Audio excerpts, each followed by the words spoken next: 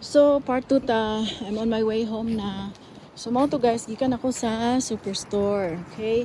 So, ang ako lang gipalit is what I need the most. Walang sa taaning gym.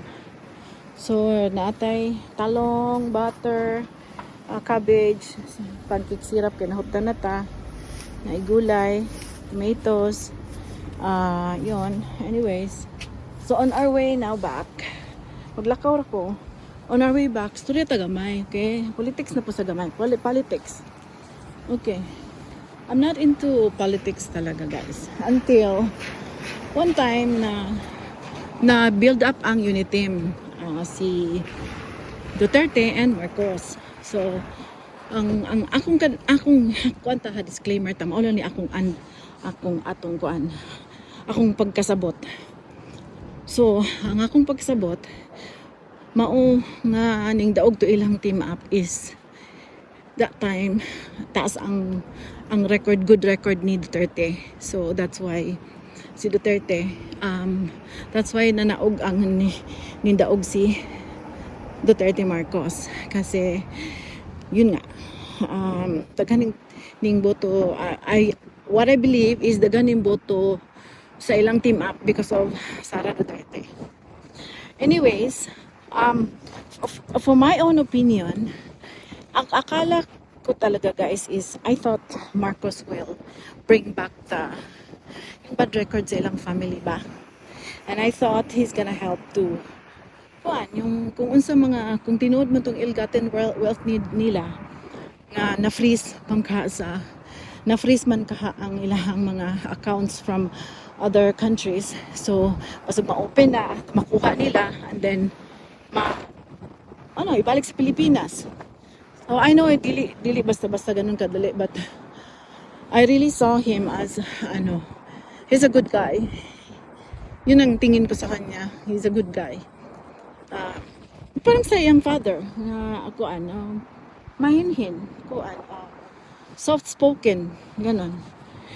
So, and then, here comes, parang quiet na to, no? And then here comes, pastilan.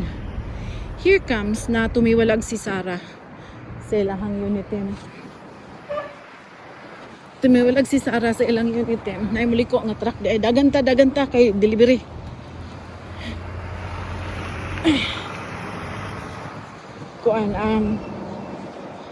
Tumiwalag si Sara because daghan siya nakitang anomalya. So doon nag-start ang akong ka-wonder.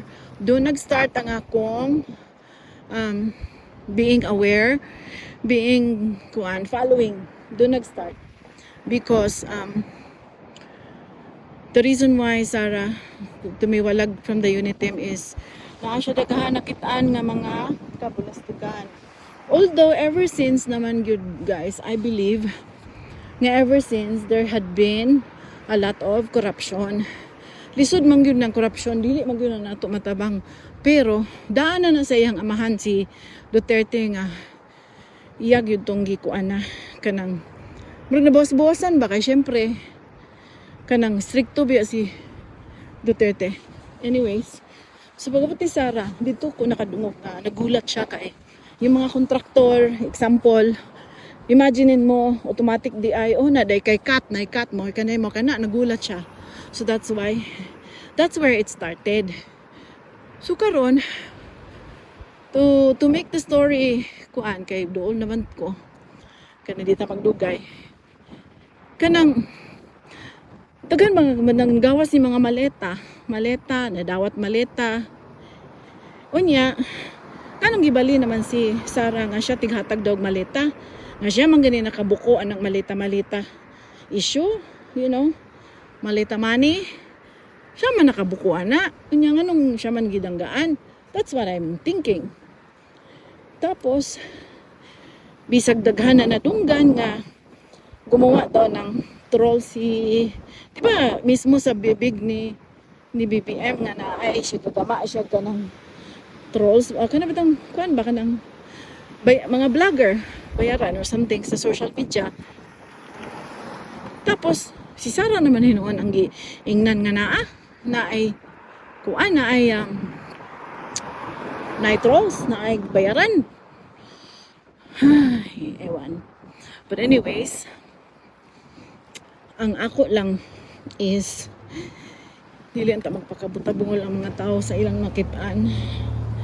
And then kung naay, especially karon what happened is ang nahinabo sa Senado, they think nga gawa-gawa daw ni nilupad akong kawo, gawa-gawa daw ni Cayetano. Manong man gawa-gawa man si Cayetano? You know? Tuo man sila dayon nga gawa-gawa daw ni Cayetano nga mismo si Amy Marcos ning ingon nga utos daw lahat by hook or by crook hulihin si Bato.